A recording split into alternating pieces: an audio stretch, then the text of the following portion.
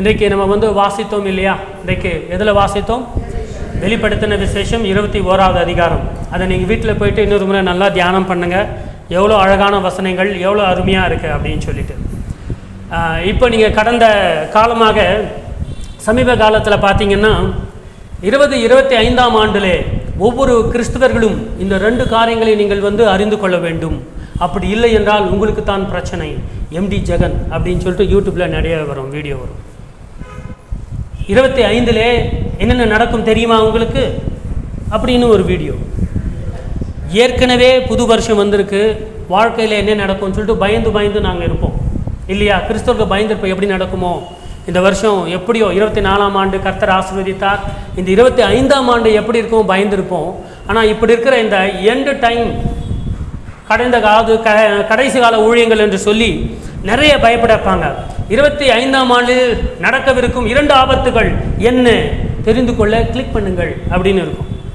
ஏன் நம்ம ஆபத்தை தெரிந்து கொள்ளணும்? ஏன் நம்ம துக்கத்தை தெரிந்து கொள்ள வேண்டும்? அப்படி நிறைய பயப்படுறாங்க. நான் அதை பார்க்கும்போது கிளிக்கே பண்ணுறதில்ல.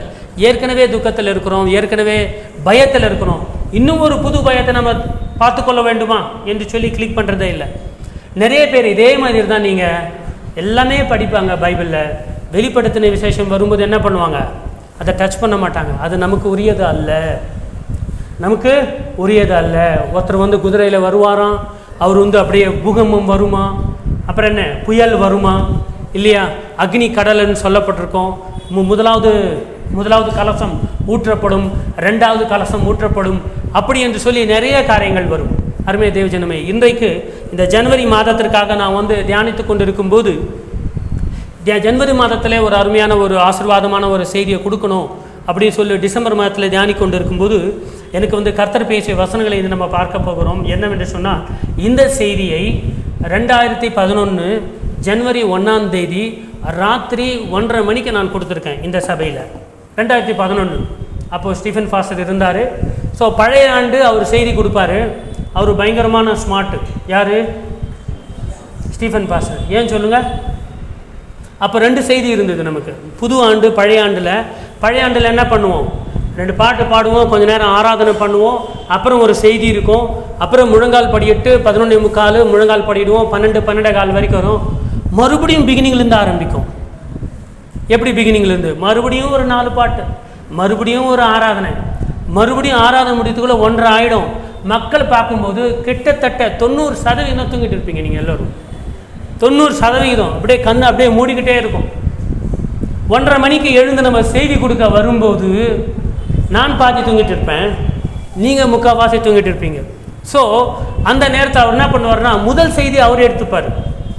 ஸ்டீஃபன் ஃபாஸ்டர் என்ன பண்ணுவார்னா, முதல் செய்தினா எப்போ? 12 மணிக்குள்ளே. கிட்டத்தட்ட அன்றைக்கி நீ பழைய ஆண்டான்னு சொல்லி நீங்கள் ரொம்ப உற்சாகமாக இருப்பீங்க.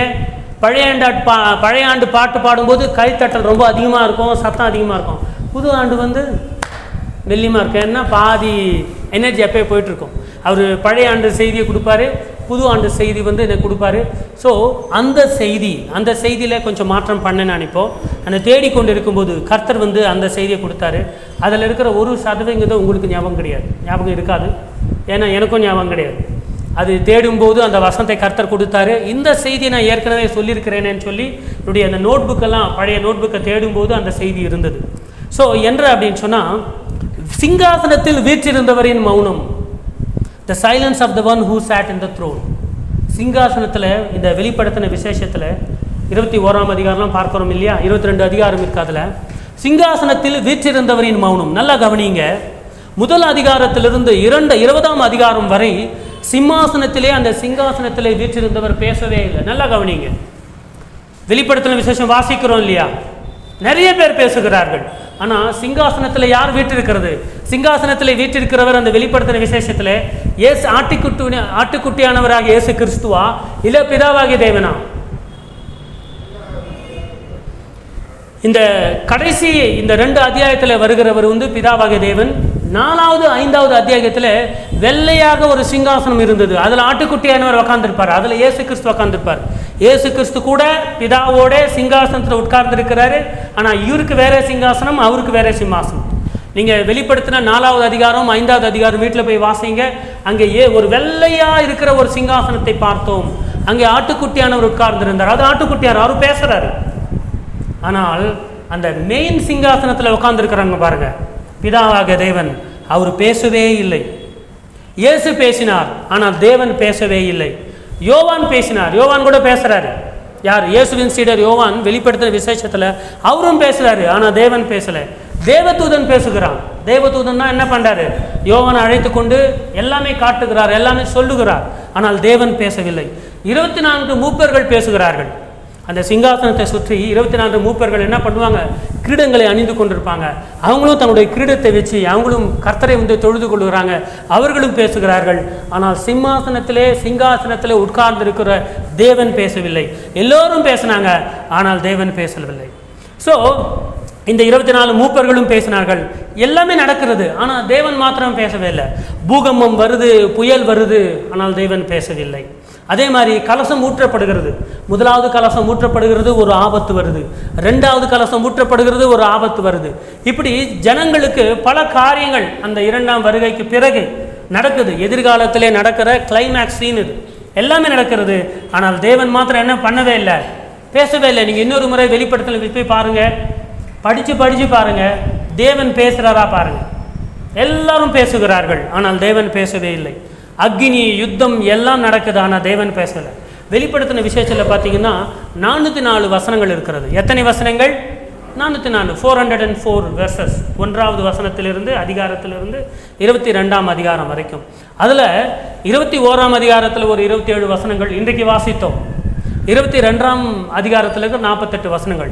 இந்த டோட்டல் 48 வசனங்கள் தான் இந்த 2 சாப்டரில் இருக்குது. மீதி பார்த்தீங்கன்னா 356 வசனங்கள் 1ஆம் அதிகாரத்திலிருந்து 20ஆம் அதிகாரம் வரைக்கும் வெளிப்படுத்தின விஷயத்தில் எத்தனை வசனங்கள் இருக்குது? 356 வசனங்கள். ஆட்டுக்குட்டியானவர் பேசுகிறார், தேவதூதன் பேசுகிறார், மூப்பர் பேசுகிறாங்க, சரியா? யுத்தம் ஆகிறது, எல்லாமே யோவான் பேசுகிறார், தேவதூதன் எல்லாரும் பேசுகிறாங்க. ஆனால் தேவன் பேசவே இல்லை. 20வது அதிகாரம் முடிகிறது, 21வது அதிகாரம் ஆரம்பிக்கிறது. அதைத்தான் இன்றைக்கு நம்ம வேத வசனங்களாக வாசித்தோம். அதில் நம்முடைய தேவன், பிதாவாக தேவன் பேசுகிறார். அவர் பேசுகிற வசனம் எல்லாம் தெரியுமா? 4 வசனங்கள் தான் அவர் பேசுகிறார். அதை தான் இன்றைக்கு நம்ம என்ன பண்ண போகிறோம்? நம்ம அதை தியானிக்க போகிறோம். அவர் என்ன வசனத்தை பேசினார் என்பதை ஒரு வாசிங்க. வெளிப்படுத்தினால் 21:5 வசனம். அதை வாசித்தோம் இன்னைக்கு.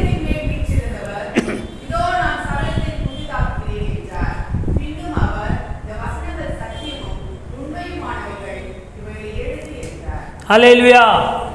இதுவரைக்கும் பேசாத தேவன் 20ஆம் அதிகாரம் வரைக்கும் 356 வசனங்கள் வரைக்கும் பேசாத தேவன் என்ன பண்றார் அப்படின்னு சொன்னா, இங்கே தான் அவர் பேச ஆரம்பிக்கிறார்.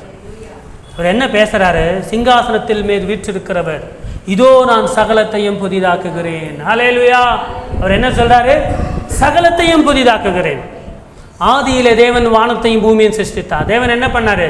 வெளிச்சம் உண்டாக கடவுதுன்னாரு.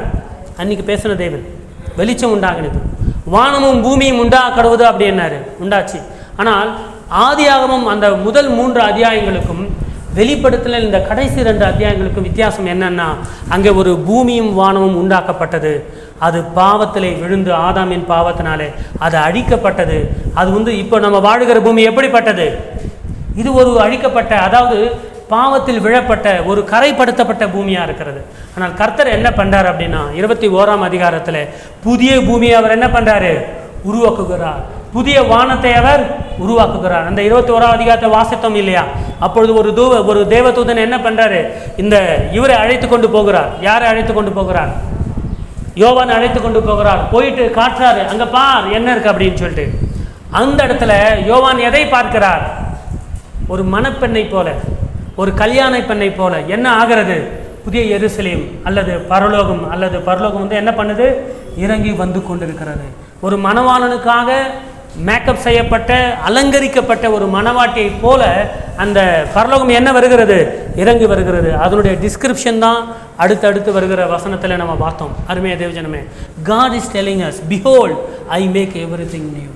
கர்த்தர் சொல்லுகிறார், தெய்வஜனமே, இதோ நான் எல்லாவற்றையும் புதிதாக்குகிறேன். இந்த 25ஆம் வருடத்தில் பழசெல்லாம் மறந்துடுங்க. 24 நடந்த உங்கள் வாழ்க்கையில் நடந்த கொடூரங்கள், தோல்விகள் எல்லாவற்றையும் மறந்து விடுங்கள். கர்த்தர் என்ன சொல்லுகிறான்னு சொன்னால், இந்த வருடம் இந்த நாளிலிருந்து நான் எல்லாவற்றையும் புதிதாக்குகிறேன். ஹல்லேலூயா! எல்லாவற்றையும் புதிதாக்குகிறேன்.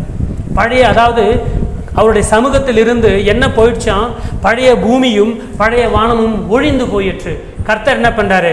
புதிய வானத்தையும் புதிய பூமியும் கர்த்தர் சிருஷ்டித்தார். அது மாத்திரமல்ல, இன்றைக்கு இந்த வாசித்த வசனங்களிலே 19 நினைக்கிறேன், 16 - 19 ஒரு 12 அந்த வஜ்ர கற்கள், 12 விசேஷித்த கற்கள், அதை குறித்து சொல்லப்பட்டிருக்கு. என்னென்ன சொல்லப்பட்டிருக்கிறது? கோமேதகம், சரி, வஜ்ரக்கல்லில் அந்த வஜ்ரக்கல்லா என்னது? அது அந்த 12 கற்கள் சொன்னாங்க இல்லையா, மாணிக்கம் அதெல்லாம் வருது. அதில் எத்தனை வஜ்ரக்கல்ல உங்கள் வீட்டில் வந்து நகை இருக்கு? மாணிக்கம், வைடூரியம், கோமேகம். பிரதர், கோமேகம் மாதிரி டூப்ளிகேட் எங்கள் வீட்டில் இருக்கு, மாணிக்கம் மாதிரி டூப்ளிகேட் எங்கள் வீட்டில் இருக்கு. அது பேர் தான் என்ன சொல்லுவாங்க? உமா கோல்டா, உமா கோல்டுன்னு சொல்லுவாங்க. உமா கோல்டு அப்படின்னா அது மாதிரி இருக்கும். அங்கே பார்த்தீங்கன்னா 12 வஜ்ர கற்கள். அந்த பரலோகத்திற்கு எத்தனை வாசற்படி இருக்கும்? எத்தனை வாசற்படி? 12 வாசற்படி இருக்கும். அது இது மாதிரி ரெக்டாங்கிளில் இருக்காது. அது ரெக்டாங்கிள் இருக்குமா? ஸ்கொயராக இருக்கும். ஸ்கொயருக்குன்னா அகலமும் நீளமும் உயரமும் சமமாக இருக்கும். அருமையான தேவஜனமே, கிறிஸ்தவர்களுக்கு மட்டும்தான் கிளைமேக்ஸ் தெரியும். உலகத்தில் வேறு எந்த ஒரு மார்க்கத்தார்களுக்கும் படத்தினுடைய கிளைமேக்ஸு, கதையுடைய கிளைமேக்ஸ் தெரியாது. நமக்குத்தான் தெரியும். கர்த்தர் அந்த இடத்துல ஒரு வசனத்தில் வாசிக்கணும், நீங்கள் மறுபடியும் பாருங்கள். இனி அவர்கள் கண்ணீர் சிந்துவதில்லை, இனி அவர்கள் அலறுவதில்லை. கர்த்தர் என்ன பண்ணுறாரு? அவருடைய கண்ணீர்கள் எல்லாவற்றையும் துடைக்கிறார். தெய்வ ஜனமே, நம்முடைய தேவன் எப்படிப்பட்டவராக இருக்கிறார்ன்னு சொன்னால், அவர் இந்த ஆண்டு இந்த நாளிலிருந்து கர்த்தர் என்ன செய்கிறார்? ஒரு புதிய காரியத்தை செய்கிறார். I make everything new. இதோ நான் எல்லாவற்றையும் புதிதாக்குகிறேன். 20 சாப்டர்ஸ் என்னென்னவோ நடக்கிறது. அதெல்லாம் நடக்கும்போது கூட கர்த்தர் என்ன பண்ணுறார்? தம்முடைய சிங்காசனத்தில் உட்கார்ந்து இருக்கிறார். ஆனால் அது எல்லாமே முடிச்சுட்டு சாத்தான், நீங்கள் 20ஆம் அத்தியாயத்தை படித்து பார்த்தீங்கன்னா சாத்தானுடைய கதை அதோடு முடிஞ்சுது. அவனை வந்து 1000 ஆண்டுகள் என்ன பண்ணுறாங்க? கட்டி வைத்து அக்னி கடலிலே போட்டு விடுகிறார்கள். எல்லாமே முடித்த பிறகு தேவன் அந்த 4 வசனங்களை அவர் பேசுகிறார். அவர் பேசிய முதலாவது வசனம் என்ன? Behold I make everything new. இதோ நான் எல்லாவற்றையும் புதிதாக்குகிறேன். தெய்வஜனமே, கர்த்தர் இது வந்து நம்முடைய வருகையிலே நடக்கிற வேண்டியது. ஆனால் இந்த வாழ்க்கையிலே, இந்த ஆண்டிலே கர்த்தர் எவைகளை எல்லாம் புதிதாக்க வைக்கிறார் என்பதை நம்ம வாசிக்கணும். இதே தேவன் தான். நம்முடைய தேவன் எப்படிப்பட்டவர் தெரியுமா? ஏசாயா 43 18 19 இப்படியாக சொல்லப்பட்டிருக்கு. இதை வாசிங்க.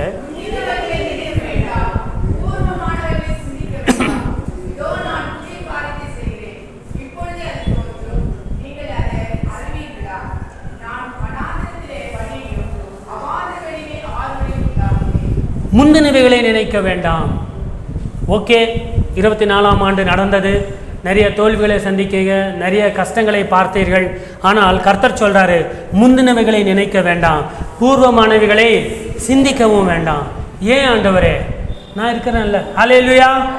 நான் உங்கள் தகப்பன் இருக்கிறேன். நான் என்ன செய்ய போகிறேன் உங்கள் வாழ்க்கையிலே தெரியுமா? இந்த 25ஆம் ஆண்டில் நான் என்ன செய்ய போகிறேன்? இதோ நான் புதிய காரியத்தை செய்கிறேன், இப்பொழுதே அது தோன்றும். அதாவது ஆங்கிலத்தில் சொல்லும்போது it will come sprout out now. அதாவது இப்பொழுதே அது தோன்றும், நீங்கள் அதை அறியீர்களா? அது மாத்திரமல்ல, கர்த்தர் என்ன சொல்றாருன்னா, நான் வனாந்திரத்தில் வழியையும். வனாந்திரத்தில் வழி என்ன? தமிழ் வந்து பழைய தமிழ். இது வனாந்திரத்தில் வழி என்ன சொல்லுங்க பார்க்கலாம். வனாந்திரம்னா காடு. காட்டில் பார்த்தீங்கன்னா மலைகள் மரங்கள் எல்லாமே இருக்கும். ஒரு மனிதன் நடந்து போகிறதற்கு, ஒரு வாகனம் நடந்து போகிறதற்கு வழியே இருக்காது. ஆனால் கர்த்தர் என்ன சொல்கிறார் தெரியுமா? அதே போல தான் நம்மளோட வாழ்க்கையில் நீங்கள் எதிர்க்க பார்த்தீங்கன்னா இந்த 25ஆம் ஆண்டு, அடுத்த 12 மாதம் நிறைய பேருக்கு வந்து ஒரு ஆச்சரியம், ஒரு கோபம், ஒரு பயம், அதே நேரத்தில் ஒரு நம்பிக்கையும் இருக்குது. அந்த நம்பிக்கை என்னவென்று சொன்னால், நான் வனாந்திரத்திலே வழியை, அவர் என்ன பண்ணுவாராம்? வனாந்திரத்திலே வழியை உண்டாக்குவேன். அதுதான், நான் வனாந்திரத்தில் வழியையும் அவாந்தர வெளியிலே. அது என்னது அவாந்தர வெளி? டெசர்ட், பாலைவனம். பாலைவெளியில வழி இருக்கே, அவாந்தர வெளி. அவாந்தர வெளியிலன்னா ஆறுகளை உண்டாக்குறேன்னு சொல்றாரு இல்லையா? ஆங்கிலத்தில் பார்த்தீங்கன்னா, forget the former things, do not dwell on the past. do not dwell on the past என்ன தெரியுமா? கடந்த காலத்திலே வாழ்ந்து கொண்டே இருக்கிறது. என்ன போதும், பூர்வ காலங்களிலே வாழ்ந்தது போல. அன்னைக்கு வாழ்ந்தீங்களா இல்லையா? வாழ்ந்துட்டோம்ல. 23ஆம் ஆண்டு வாழ்ந்தோம், 24ஆம் ஆண்டு வாழ்ந்தோம், இப்போ 25ஆம் ஆண்டு வந்திருக்கிறோம். இப்போ நீங்கள் வாழுங்க. Do not dwell on the past. See, I am doing a new thing. அந்த 43 ஏசாயால now it will springs up. அது இப்பொழுதே தோன்றும். கர்த்தர் சொன்னார் அப்படின்னு சொன்னால் அது என்ன ஆகுமா? தோன்றுமா? அது it will come out. Do not perceive it. நீங்கள் இதை அறியீர்களா? I am making a way in the wilderness. காடுகளில் அவர் என்ன பண்ணுவாராம்? வழியை உண்டாக்குவாராம். அந்த streams in the waste land இல்லை, அது ஒரு ஃபாரஸ்ட், என்ன சொல்வது, இப்போ சொன்னீங்க இல்லையா, பாலைவனத்தில் கூட கர்த்தர் என்ன பண்ணுறாரு? ஆறுகளை, நீரூற்றுகளை கர்த்தர் உருவாக்குறேன்னு வாக்கு கொடுத்துருக்கிறார். தேவஜனமே, ஒருவேளை நம்முடைய வாழ்க்கை ஒரு பாலைவனம் போல நீங்கள் இன்றைக்கு பயந்து சபைக்கு வந்திருந்தால், கர்த்தர் சொல்லுகிறார், பாலைவனமான வாழ்க்கையில கர்த்தர் நீரூற்றுகளை உண்டாக்குகிறார். ஹல்லேலூயா. வழியே தெரியாத ஒரு இடத்துல கர்த்தர் என்ன பண்ணுவார்? வழியை உண்டாக்குவார். அவர் என்ன பண்ணுவார்னா வழியை உண்டாக்குவார். என்ன பிரதர், ஆதாரமே இல்லையே? அவருக்கு ஆதாரமே தேவையில்லை. அவர் சொல்ல ஆகும், அவர் கட்டளையிட நிற்கும். இந்த 25ஆம் ஆண்டில் நம்முடைய தேவன் எப்படிப்பட்டவராக இருக்கிறாரு? பாலைவனமாக இருந்தாலும் சரி, அவர் உருவாக்கிய அந்த இஸ்ரவேல் நாடு பாலைவனத்தை சோலைவனமாக மாற்றி வச்சுருக்காங்க. அவங்க யார்? இஸ்ரவேல் நாடு பாலைவனம் தான். அது அவங்க தான். உங்களுக்கு இது தெரியுமா?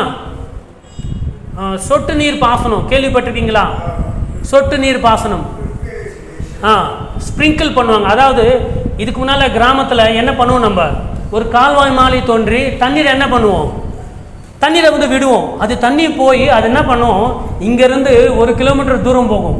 பம்பு ஒரு இடத்துல இருக்கும், நம்முடைய நிலம் வேறு இடத்துல இருக்கும். இங்கேருந்து நம்ம ஒரு தண்ணியை விடுவோம். அது தண்ணி போகும் பாருங்கள், பாதி தண்ணி மற்ற நிலங்களுக்கும் தேவையில்லாத இடங்களுக்கு போயிடும். கடைசியாக போய் அங்கே போய் கொஞ்சம் தண்ணி சேரும். அங்கேயும் தேவைக்கு அதிகமாக போகும். இந்த இஸ்ரேல் மக்கள் என்ன பண்ணாங்க அப்படின்னா, சொட்டு நீர் பாசனம் என்று சொல்லி ஒரு டெக்னாலஜியை கண்டுபிடிச்சாங்க. பைப்பில் விடுவாங்க. அந்த இடத்துல போன உடனே சின்ன சின்ன துவாரங்கள் போடப்பட்டிருக்கும். அந்த பைப்பில் எப்போ தேவையோ அப்போ தேவையான தண்ணீர் மாத்திரம் அங்கே போகும். ஸோ தேவன் உருவாக்கிய அந்த மக்களே இவ்வளவு அதிசயங்களை பண்ணும்போது கர்த்தர் நம்முடைய வாழ்க்கையில் எவ்வளோ பெரிய அதிசயங்களை செய்வார். விசுவாசத்தோடு இருங்க, நம்பிக்கையோடு இருங்க. இந்த புதிய ஆண்டிலே கர்த்தர் என்ன பண்ண போகிறார்? ஒரு புதிய காரியத்தை செய்ய போகிறார். கர்த்தர் புதிய காரியத்தை செய்ய போகிறார். ஸோ அவர் என்ன பண்ணுறாரு பார்த்தீங்கன்னா, வனாந்திரத்தில் வழி, அவாந்திரத்தில் ஆறு, rivers in the waste land. டெசர்ட்டில் கூட அவர் என்ன பண்ணுவார்? ஆறுகளை உண்டாக்க அவர் வல்லவராக இருக்கிறார். ஸோ தேவனால் முடியாத காரியம் ஒன்றுமே இல்லை. ஸோ விசுவாசிக்கிறவர்கள் பெற்றுக்கொள்வீர்கள்.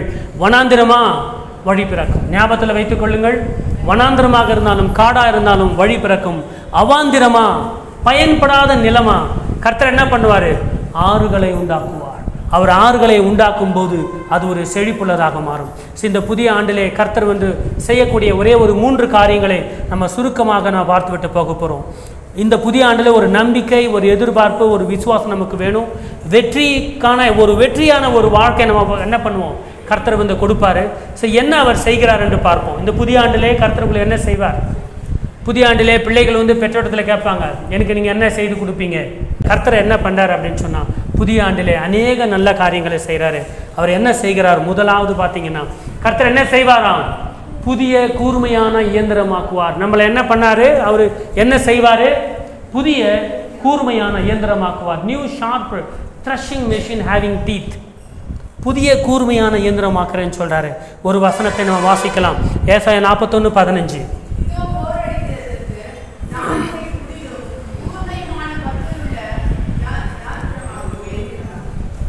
நீ மலைகளை மிதித்து நொறுக்கி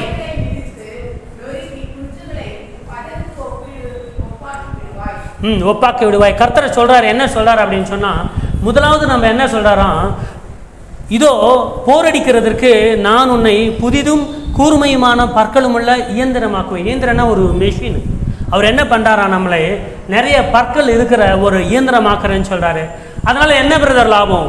அதே வசனத்தில் வருகிறது, நீ மலைகளை மிதித்து. கர்த்தர் என்ன பண்ணாரு? மலை போல பிரச்சனைகள், கடல் போல பிரச்சனைகள், குன்றுகள் இந்த வாழ்க்கையில வரும் என்று சொன்னால் நீங்க என்ன பண்ணுவீங்க? அவைகளை மிதித்து, அவைகளை நொறுக்கி, குன்றுகளை பதருக்கு ஒப்பாவீர்கள். பதர் என்ன? பதர் என்றால் என்ன? நெல் கோதுமையில் வந்து அரிசி தனியாகிடும், பதறாயிடாது, வேஸ்ட் ஆகிடும். அந்த வேஸ்ட் என்ன பண்ணுவோம், கையால் எடுத்து ஊதினாலும் என்ன ஆகும், பறந்து போயிடும். அருமையா தேவஜனமே, இந்த வருஷம் உமிதான் நம்ம என்ன பண்ணுவோம், அரிசி கோதுமை அதை குறித்து நம்ம பார்க்கிறோம். பாருங்க, கர்த்தர் என்ன பண்ணுவார், இந்த ஆண்டில் உங்களுக்கு விரோதமாக வருகிற மலைகள் குன்றுகள் எதுவாக இருந்தாலும் அதை நீங்கள் என்ன பண்ணுவீங்க, அதை மிதித்து அதை நொறுக்கி அதை பதறாக்குவீர்கள். ஹல்லேலூயா. கர்த்தர் நீங்கள் என்ன செய்யணும் அப்படின்னு சொன்னால், இந்த வசனத்தை பிடித்து கொண்டு இருக்கணும். கர்த்தர் என்னவா மாற்றிருக்கிறாரு, ஒரு புதிதும் கூர்மையும் உள்ள பற்களும் உள்ள இயந்திரமாக ஆக்கியிருக்கிறாரு. ஸோ ஆங்கிலத்தில் சொல்லும்போது, behold I will make you a new threshing sledge with sharp teeth. ரொம்ப கூர்மையான இருக்கிற பற்கள் இருக்கிற நிறைய மெஷின்ஸ் எல்லாம் பார்த்தீங்களா, சைக்கிளில் இருக்கிற அந்த சைக்கிள் செயினை பார்த்தீங்களா, அது எப்படி இருக்கும், அந்த பற்கள் ரொம்ப கூர்மையாக இருக்கும். அதில் எதனா ஒரு கல் போயிடுச்சுன்னா முடிஞ்சு போச்சு கதை. ஸோ மலைகளையும் நொறுக்கி சின்ன சின்ன மணலாக மாற்றக்கூடிய திறமை யாருக்கு இருக்குது அப்படின்னா, அந்த பற்களுக்கு அந்த இயந்திரம் இருக்குது. இப்போ இந்த வசனத்தை வாசித்தோம் இல்லையா, ஏதாவது மனசில் வருதா, இதோ போர் அடிக்கிறதுக்கு நான் உன்னை புதிதும் கூர்மையுமான பற்கமுள்ள யந்திரமாக்குவேன், அவ்வளோதான். அதை வச்சு நீ மலையை மிதிப்ப, அதை வைத்து நீ என்ன செய்வாய், குன்றுகளை தவிடு பொடியாக மாற்றுவாய் அப்படின்னு இருக்கு. அதை நீங்கள் பார்த்துருக்கீங்களா, பதரை வந்து செப்பரேட் பண்ணுறதை பார்த்துருக்கீங்களா, இதுதான் அது. இதை பார்த்துருக்கீங்களா நீங்கள்? இது என்ன அப்படின்னா, ஒரு கட்டை மாதிரி இருக்கும், அந்த கட்டையில் சிறு சிறு சிறு சிறு ஹோல் போட்டிருப்பாங்க. இதுதான் போர் அடிக்கிற மெஷின். இதை தான் கர்த்தர் சொல்கிறாங்க. அந்த வசனத்தில் பார்த்தோமே, போர் அடிக்கிற மெஷின். பக்கத்தில் இருக்கிற படம் பார்த்தீங்கன்னா, அந்த கட்டையில் சின்ன சின்ன ஹோல் போட்டு இந்த த்ரஷிங் ஸ்லெட்ஜ் சொல்கிறது இதுதான். போர் அடிக்கிற எந்திரம் சொல்கிற. அன்றைக்கி என்ன மெஷினாக இருந்தது, டிராக்டர் இருந்ததா? இந்த ஏசாயா சொல்லும்போது போர் அடிக்கிற மெஷின்னா இப்படிப்பட்ட ஒரு கட்டையில் சின்ன சின்ன கூர்மையான கல்லெல்லாம் வச்சுருப்பாங்க. அங்கே வச்சுருக்காங்க பாருங்கள், இருக்கா, கல்லெல்லாம் வச்சுருக்காங்க. இது மாதிரி வச்சுட்டு என்ன பண்ணுவாங்க அப்படின்னு சொன்னால், கோதுமையை அப்படியே பரப்பிடுவாங்க. கோதுமையை அறுவடை செய்து வருவாங்களா, அறுவடை செய்து என்ன பண்ணுவாங்க, நம்ம கிராமத்தில் எப்படி நம்ம நெல்லையும் உமையை எப்படி செப்பரேட் பண்ணுறோம், அந்த செடியையும் நெல்லையும் எப்படி செப்பரேட் பண்ணுறோம், அப்படியே ஒரு கல் வச்சு என்ன செய்கிறோம், அடிக்கிறோம். ஆனால் அந்த காலத்தில் அவங்க என்ன பண்ணுறாங்க அப்படின்னு சொன்னால், அப்படி ஒரு பலகையில் சின்ன சின்ன ஹோல்ஸ் போட்டு கூர்மையான பல் இருக்கிற அந்த கல்லுங்கள் வச்சு அடிச்சிடுவாங்க. அதை அடிச்சுட்டு என்ன பண்ணுவாங்கன்னா, ஒரு மாடு ஒரு ஆடு, அது மாடுகள் வச்சு இல்லையா, அதை திருப்பி போட்டு அந்த பலகை என்ன பண்ணுவாங்க, திருப்பி போட்டு, இங்கே பார்த்தீங்க இல்லையா, இங்கே என்ன இருக்குது, இதெல்லாம் என்ன, இதெல்லாம் கோதுமை நல்லா சுற்றி வச்சுட்டு அந்த பலகையை போட்டு, பலகைக்கு பின்னால் அடிபாகம் என்ன இருக்குது, பல்லு இருக்குது, கல் இருக்குது, கூர்மையான கல் இருக்குது. அது கீழே கோதுமை அரிக்கப்பட்ட அந்த கோதுமையெல்லாம் இருக்குது, அந்த மரங்கள், அந்த செடியே இருக்கு இல்லையா, வேறு இடத்துல அறுவடை செய்து இங்கே என்ன பண்ணுவாங்க, நல்லா சரிப்படுத்திடுவாங்க. அப்புறம் ஒரு மாடுகளை வைத்து அந்த பலகையை திருப்பி போட்டு அதில் இவர் நிற்பார். அந்த மாடு என்ன பண்ணும், அதை சுற்றி கொண்டே வந்து கொண்டே இருக்கும். அப்போ என்ன ஆகும், அந்த கோதுமை பதரில் இருக்கிறது கோதுமை தனியாக மாறிடும், செடி தனியாகிடும். அப்புறம் அந்த செடியை நீங்கள் எடுத்து நீங்கள் அலசுனீங்கன்னா அதில் கோதுமையே இருக்காது. எல்லா கோதுமைலாம் எங்கே இருக்கும், கீழே இருக்கும். ஸோ இப்போ புரியுதா அவர் அந்த எந்திரம்னா இதுதான் அந்த வசனம். உன்னை போர் அடிக்கிறதுனா அந்த பலகை, போர் அடிக்கிறதுக்கு நான் உன்னை புதிய பலகை. தெய்வஜனமே, இந்த உலகத்தில் வாழ்வதற்கு இந்த பல்லு எப்படி இருக்கணும், யாராவது வந்தால் என்ன பண்ணணும், வெஜிடபிள் எப்படி சாப்பிட்றீங்க, கறியை எப்படி சாப்பிட்றீங்க, கறியை எப்படி முன்னால் வச்சு சாப்பிட்றதில்ல, இங்கே வச்சு சாப்பிட்றோம். ஏன், உங்கள் கோரப்பல்லை எப்படியாவது பார்த்துருக்கீங்களா, டிராகுலாவை பார்த்துருக்கீங்களா, இந்த 2 பல்லை பார்த்துருக்கீங்களா, செக் பண்ணி பாருங்கள். 2 பல்லு எப்படி இருக்கும் தெரியுமா, மீதி பல்லெல்லாம் சதுரமாக இருக்கும். இங்கே 2 பல்லு, இங்கே 2 பல்லு, டிராகுலா மாதிரி கூர்மையாக இருக்கும். அந்த பல்லு கர்த்தர் நமக்கு வச்சதே எதுக்கு, கறியை கடித்து சாப்பிட்றதுக்கு. ஸோ கர்த்தர் என்ன பண்ணுறாரு பார்த்தீங்கன்னா, இந்த இடத்துல பாருங்கள், நான் உன்னை புதிதும் கூர்மையுமான பற்கள் அப்படின்னா அந்த கல்லுங்க, அந்த பலகையை பார்த்தீங்களா, அந்த பலகையில் சின்ன சின்ன சின்ன கல்லுகள் உடைத்து பல்லு மாதிரி பண்ணி அதை அதில் அடிச்சிருப்பாங்க. அந்த பலகையை திருப்பி போட்டு அந்த மாடுகளை வைத்து என்ன பண்ணுவாங்க, அந்த நெல் மீது உழுதால் என்ன ஆகும், தானாக இது வேற அது வேற. அந்த வசனத்தினுடைய வெளிப்பாடு தான் இது. கூர்மையும் உள்ள பற்களும் உள்ள யந்திரமாக்குவேன், நீ மலைகளை மிதித்து நொறுக்கி அந்த பலைகளை கொண்டு, அதுதான் இயந்திரம். இப்போ இருக்கிற இயந்திரம் அப்போ இல்லையா, அவைகளை கொண்டு நீ என்ன செய்வாய், நீ மலைகளை மிதித்து நொறுக்கி குன்றுகளை பதருக்கு ஒப்பாக்குவாய் என்றார். அருமையா தேவஜன், நம்ம இங்கே நம்ம பார்க்குறோம் அப்படின்னு சொன்னால் அதுக்கு மீனிங் என்ன அப்படின்னு சொல்லும்போது, நமக்கு இந்த வருஷம் கர்த்தர் என்ன கொடுக்குறாரு அப்படின்னா, கூர்மையான பற்கள்.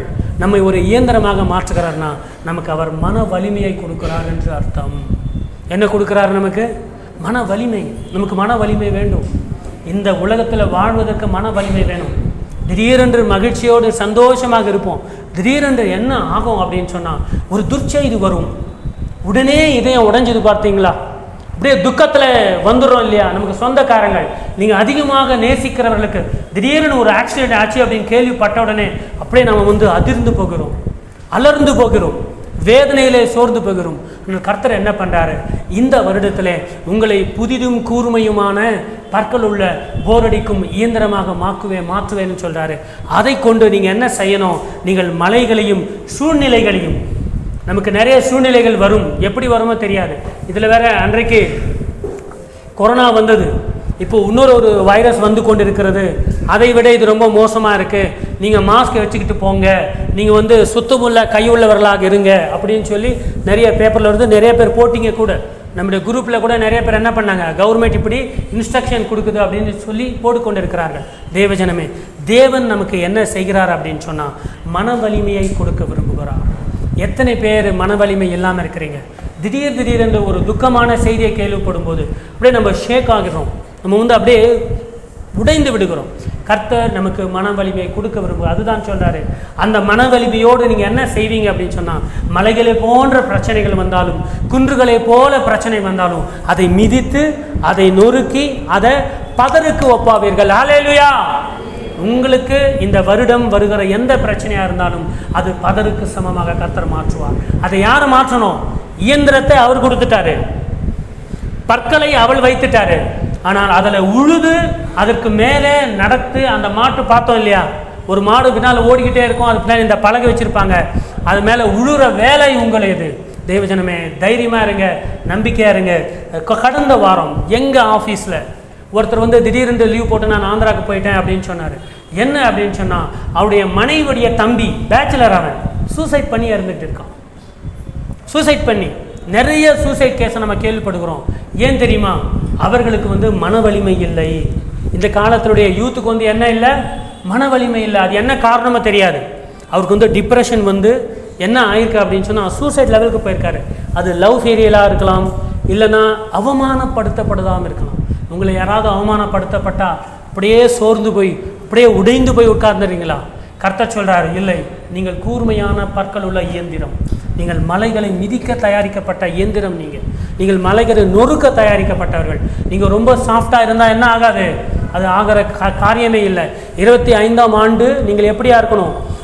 புறாக்களை போல நீங்கள் கபடற்றவர்களாக இருங்கள், சர்ப்பத்தை போல வினா உள்ளவர்களாக இருங்கள். கேள்வி கேட்கணும், உடனே திரும்பி பார்க்கணும், மன வலிமை உள்ளவர்களாக இருக்கணும். இல்லை என்றால் நம்மால் சுகமாக வாழ முடியாது. கர்த்தர் இந்த வருடத்தில் உங்களுக்கு செய்கிற ஒரு காரியம் என்ன? மன வலிமையை அவர் கொடுக்க விரும்புகிறார். இதோ நான் எல்லாவற்றையும் புதிதாக்குகிறேன். ஸோ கர்த்தர் இந்த வருஷம் நமக்கு ஒரு புதிய காரியத்தை செய்கிறார். மன வலிமையோடு இருங்க. நீங்கள் மாத்திரம் மன வலிமையோடு இருப்பதல்ல, உங்கள் பிள்ளைகளுக்கு சொல்லி கொடுக்குறீங்களா? ஸ்கூலுக்கு போகிற பசங்களுக்கு, என்னை மம்மி ஒருத்தன் அடிச்சிட்டான் அப்படின்னு சொன்னால், நீ இரு, நான் போய் கேட்குறேன்னு சொல்கிறீங்க. உன்னை அடிச்சிட்டான் இல்லையா, அவனை கூட்டின்னு போய் டீச்சர்கிட்ட காட்ட மாட்டேன், நீயே டீச்சர்கிட்ட கம்ப்ளைண்ட் பண்ண மாட்டேன். அதாவது சுயமாக முடிவெடுக்கிற அந்த தைரியத்தையும் மன வலிமையும் பிள்ளைகளுக்கு என்ன பண்ணணும்? நம்ம சொல்லி கொடுக்கணும். அந்த பஸ்ஸில் போயிட்டே இருக்கும்போது ஒருத்தன் என்னை சீண்டுக்கிறான் அப்படின்னு ஒரு பெண் பிள்ளை சொல்லுது. என்ன சொல்லுவீங்க நீங்கள்? இனிமேல் பஸ்ஸில் போவாத அப்படின்னு நம்ம சொல்லுவோம் இல்லையா? அதே நேரத்தில் தைரியமாக கூட வாழ கற்றுக் கொடுங்கள். பிள்ளைகளுக்கு தைரியத்தை கற்றுக் கொடுங்க, மன வலிமையை கற்றுக் கொடுங்க. இந்த காலத்தில் பார்த்தீங்கன்னா சகோதரிகள் தைரியமாக இருக்கிறாங்க, சகோதரர்கள் மன வலிமை குன்றுவர்களாக இருக்காங்க, வாலிப பிள்ளைகள். ஸோ தைரியமாக இருங்க, நம்பிக்கையோடுங்க. கர்த்தர் சொல்கிறாரு, இதோ போரடிக்கிறதற்கு நான் உன்னை புதிதும் கூர்மையும் உள்ள பற்களும் உள்ள இயந்திரமாக்குவேன். நீ மலைகளை மிதித்து நொறுக்கி. இந்த வருடம் நீங்கள் மலைகளை மிதிக்க போகிறீங்க. இந்த வருடம் உங்களுக்கு வருகிற சூழ்நிலைகளை மிதிக்க போகிறீங்க. சூழ்நிலையை பார்த்து என்ன பண்ணணும்? நாம் பேச வேண்டும். சூழ்நிலைகளை பார்த்து நாம் பயந்து விடக்கூடாது. கர்த்தர் என்ன சொல்றாரு? ஒரு மன வலிமையை நம்ம கொடுக்குறாரு. ரெண்டாவது கர்த்தர் என்ன கொடுக்குறாரு பார்க்கணுமா? ஸோ வாழ்வதற்கு என்ன வேணும்? மன வலிமை வேணும். கர்த்தர் வந்து என்ன பண்ணுறாரு? மன வலிமையை தராரு, ஸ்ட்ராங்கான ஒரு இருதயத்தை தராரு. பிரதர், ஸ்ட்ராங்கான இருதயத்துக்கு என்ன சாப்பிட்ணும் பிரதர்? பாதாம் பருப்பு சாப்பிடுங்க, பிஸ்தா பருப்பு சாப்பிடுங்க. இதெல்லாம் வந்து ஸ்ட்ராங்கான சதையான இருதயத்திற்கு, சரியா? ஆனால் மன வலிமைக்கு என்ன சாப்பிடணும்னா இந்த வேதத்தை நாம் சாப்பிட வேண்டும். வேத வசனத்தை நம்ம கேட்க வேண்டும். குறைந்தபட்சம் ஒரு நாளாவது, ஒரு 5 நிமிஷம் 10 நிமிஷமாவது தேவ சமூகத்தில் ஒரு அறையை மூடிக்கொண்டு போயிட்டு நீங்கள் அவர் இப்போ எப்படி நம்ம இன்றைக்கி ஆராதித்தோம் எப்படி இருந்தது, அது போல் ஒரு பாடலை பாடி கர்த்தரிடத்தில் அப்பா இவ்வளோ நன்மையை செய்தீங்கன்னு சொல்லி நீங்கள் என்ன பண்ணுங்கள், ஒவ்வொரு நாளும் அவரை நீங்கள் துதித்து கொண்டே இருங்க. அது அன்றைக்கு பயன் தெரியாது, என்னைக்கோ ஒரு நாள் பிரச்சனை வரும் பாருங்க, அன்றைக்கு உங்கள் உள்ளத்திலே கர்த்தர் மறைத்திருக்கிற அந்த மன வலிமை வெளியே வரும், அந்த சிங்கம் வெளியே வரும். அந்த உள்ளான மனுஷன் பலப்பட்டு கொண்டே இருப்பான். வெளியில பார்த்தா வீக்கா தெரிவிங்க, ஆனா உள்ளத்துல நீங்க எப்படி இருப்பீங்க? வேதத்தை வாசிக்கிற ஒரு கிறிஸ்தவனும் தேவனிடத்துல ஜெபிக்கிறவர்களும் தேவனுடைய கட்டளைகளை பின்பற்றுகிறவர்களும் எப்படி இருப்பாங்க அப்படின்னு சொன்னா, சிங்கத்தை போல, காண்டா மிருகத்தை போல அவர்கள் எப்படி இருப்பாங்க? தைரியமாக இருப்பார்கள். ஆகையினால இந்த வருடத்திலே உங்களுக்கு முதலாவது தேவை என்ன? மன வலிமை, மன தைரியம். ஏதாவது நடக்கட்டும், இன்னொரு முறை கொரோனா வரட்டும், இன்னொரு முறை நாட்டில் வந்து பிரச்சனைகளோட எதுவாக இருந்தாலும் என் தேவன் எனக்காக எல்லாவற்றையும் செய்து முடிப்பார். ஹல்லேலூயா. கர்த்தர் சொல்றார், இதோ நான் எல்லாவற்றையும் புதிதாக்குறேன், இதை நீங்கள் அறியீர்களா? கேட்கிறாரு, உங்களுக்கு தெரியலையா? எப்படி பிரதர்? அவாந்தர வெளியில நான் என்ன பண்ணுவேன்? ஒரு பாலைவனத்தில் என்னால் ஆறுகளை உண்டாக்க முடியுமே. ஒரு காட்டுல வந்து வழியே தெரியாத இடத்துல என்னால் என்ன பண்ண முடியும்? ஒரு பாதைகளை உண்டாக்கி உன்னை நடக்க வைக்க முடியுமே. என்னை நம்பு. கர்த்தர் சொல்றார் 25ஆம் ஆண்டிலே கர்த்தரை நம்புங்கள். ரெண்டாவது ஒரு காரியம் சொல்லி நாம் சீக்கிரமாக கடந்து சொல்லுவோம். ரெண்டாவது அவர் என்ன பண்றாரு அப்படின்னு சொன்னா, ரெண்டாவது ஒரு புதிய காரியம், பழைய தானியத்தை சாப்பிட்டு புதிய தானியத்திற்கு இடம் உண்டாக்குவாய். ஹல்லேலூயா. இந்த ஆண்டிலே கர்த்தர் உங்களுக்கு கொடுக்குற இன்னொரு ஆசீர்வாதம், இல்லை நீங்கள் கர்த்தரிடத்தில் பெற்றுக்கொள்ளுகிற அந்த புதிய காரியம் என்ன அப்படின்னு சொன்னால், பழைய தானியத்தை சாப்பிட்டு புதிய தானியத்திற்கு இடம் உண்டாக்குவாய். ஃப்ரிட்ஜில் எத்தனை முறை நம்ம பொருட்களை கொண்டு வரும்போது நீங்கள் என்ன பண்ணுறீங்க? பழைய பொருளை எடுத்து வச்சுட்டு புதிய பொருளை வைக்கிறோம் இல்லையா? இதே போல் கர்த்தர் வந்து ஒரு ஆசீர்வாதமான ஒரு வசனத்தை கொடுத்துருக்கிறாரு. இதை இத்தனை நாள் நம்ம மிஸ் பண்ணோன்னு சொல்லிட்டு நான் யோசித்து கொண்டிருந்தேன். லேவியராகம் வாசித்து பாருங்க.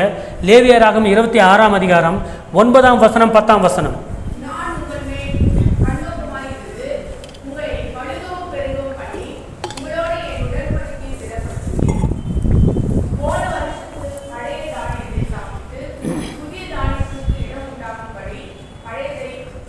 விளக்குவீர்கள். போன வருஷத்து பழைய தானியத்தை சாப்பிட்டு, தமிழில் கொஞ்சம் சரியா இல்லை அந்த வசனம், இங்கிலீஷில் இன்னும் நிறையா இருக்கும். எப்படி இருக்கும்னா, போன வருஷத்து பழைய தானியத்தை நீங்கள் என்ன பண்ணுவீங்க? சாப்பிட்டுக்கிட்டே இருப்பீங்க. திடீர்னு பார்த்தா வீட்டுக்கு முன்னால் வந்து ஒரு வண்டியில் ஒரு 100 மூட்டை தானியம் வந்து நிற்கும். ஹல்லேலூயா. அப்போ என்ன பண்ணுவீங்க? வீட்டில் இருக்கிற பழைய தானியத்தை என்ன பண்ணுவீங்க? அதை எடுத்து தனியாக வச்சு இந்த வர புதிய தானியத்தை கர்த்தர் என்ன செய்வார்? கொண்டு வந்து சேர்ப்பார். இதுதான் வந்து கர்த்தர் சொல்லுகிறார். போன வருஷத்து பழைய தானியத்தை சாப்பிட்டு புதிய தானியத்திற்கு இடம் உண்டாகும்படி பழச என்ன பண்ணுவீங்க? எடுத்து போடுவீங்க. தேவஜனமே, இது ஒரு ஃபைனான்சியல் பிளெஸிங்ஸ். ஆங்கிலத்தில் சொல்லும்போது ரொம்ப அழகாக இருக்கும். You will still be eating, you shall be still be eating. என்ன அர்த்தம்? போன மாதம் வாங்கின சம்பளம், நல்லா கவனிங்க. இதுதான் இப்போ இது சகோதரர்களுக்கு போன மாதம் வாங்கின சம்பளம் 20ஆம் தேதி ஆன உடனே காலி. 21ஆம் தேதி நண்பர்கிட்டையோ யாருக்கிட்டையோ ஜிபே ஒரு 1000 ரூபாய் அனுப்புறியா? மச்சான் ஒரு 10 ரூபாய் இருந்தால் போடுறா. எப்போ? 20ஆம் தேதியே. நான் கர்த்தர் இந்த வருஷம் என்ன ஆசீர்வாதத்தை கொடுக்க விரும்புகிறார் தெரியுமா? போன வருஷம் ஆங்கிலத்தில் பார்த்தீங்கன்னா you will be still be eating last years harvest. இன்னும் சாப்பிட்டுக்கிட்டே இருப்பீங்க. போன வருஷம் உங்கள் குடவுனில் போய் சேர்த்து வச்சிங்க இல்லையா தானியம், சாப்பிட்டுக்கிட்டு அது காலியே ஆக மாட்டேங்குது. அது காலி ஆகலை. ஆனால் உங்களுடைய ஹார்வெஸ்ட், உங்களுடைய அறுவடை இன்னொரு முறை நடந்து இந்த தானியமே இன்னும் முடியல, அதுக்குள்ள என்ன ஆயிடுச்சான்? வேற ஒரு தானியம் வந்து வீட்டுக்கு வந்து சேர்த்தது. ஹல்லேலூயா.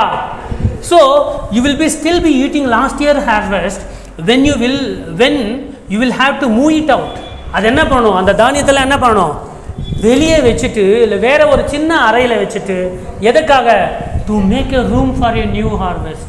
அதாவது புதிய ஆசீர்வாதத்தை வைக்கும்படி நீ உன் இடத்தை என்ன பண்ணுவனே விசாலமாக ஆக்குவாய். தேவஜனமே, இந்த வருடத்தில் கர்த்தர் என்ன சொல்றார் தெரியுமா?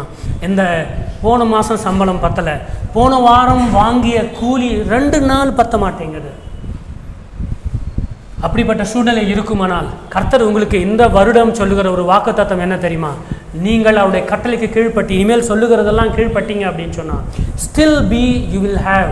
நீங்கள் இந்த தானியத்தை சாப்பிட்டு கொண்டே இருக்கும்போதே என்ன ஆகும்? இன்னும் புதிய தானியம் வந்துடும். கர்த்தர் அபரிதமாக ஆசீர்வதிப்பார். தேவஜனமே, இதைத்தான் அந்த வசனத்தில் பார்த்தோம். போன வருஷத்து பழைய தானியத்தை சாப்பிட்டுன்னு இருக்கு இல்லையா? ஆனால் அது எப்படி டிரான்ஸ்லேட் பண்ணணும் தெரியுமா?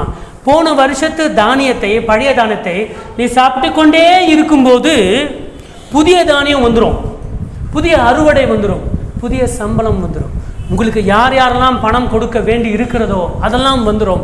அது வந்த பிறகு அந்த புதிய தானியத்திற்கு இடம் உண்டாக்கும்படி பழைய என்ன பண்ணுவீங்க? நீங்கள் எடுத்து பழையதை விலக்குவீர்கள். இது ஒரு பிளெஸ்ஸிங்ஸ். இது ஒரு கர்த்தர் கொடுக்குற ஒரு ஆசீர்வாதமாக இருக்கிறது. தேவஜனமே, இந்த லேவியராகமம் 26ஆம் அதிகாரத்தில் நம்ம வாசித்த வசனம் இல்லையா? 1 to 15 வாசித்து பாருங்கள். கர்த்தர் எப்படிப்பட்ட ஆசீர்வாதத்தெல்லாம் கொடுக்குறாருன்னு நீங்கள் பார்க்கலாம். ஸோ ஆகையினால இந்த வசனத்தை எல்லாம் வாசிங்க. சரிதான், சரி. இந்த லேவியராகமம் 26 வாசிங்க. இப்போ ஒவ்வொரு வருஷமும் இன்னும் 15 நிமிஷம் நான் முடிச்சிருவேன். ஒவ்வொரு வருஷமும் ஒரு குறிப்பிட்ட தலைப்பை நான் டச் பண்ணியே தீருவேன். நான் டச் பண்ணுகிறேன். நான் இன்றைக்கு கூட அதை நான் டச் பண்ண போகிறேன். அது என்ன அப்படின்னா சேமிப்பு, செழிப்பு. என்ன செய்யணும்? நாம் சேமிக்கவும் வேண்டும், செழிக்கவும் வேண்டும். அதாவது போன வருஷம் அறுவடையை சாப்பிட்டு கொண்டே இருக்கும்போது என்ன ஆகுதான்? புதிய வருஷம் வருகிறது.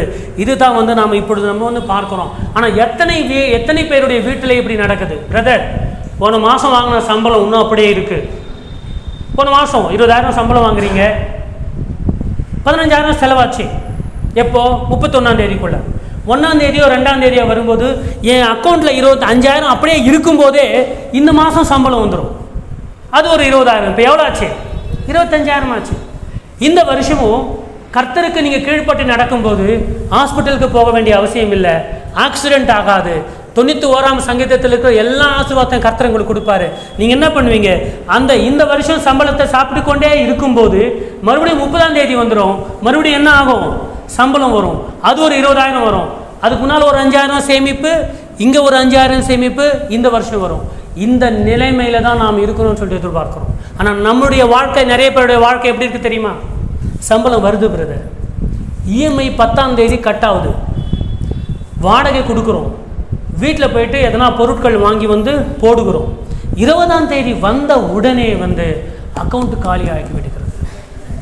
நம்ம என்ன பண்ணுறோம்? கடன் வாங்குகிறோம். தெய்வஜனமே, உங்களுக்கு தெரியுமோ தெரியாதோ, நம்ம ஒவ்வொரு 2வது வாரம் சனிக்கிழமை நம்ம ஜெபிக்கிறோம் இல்லையா?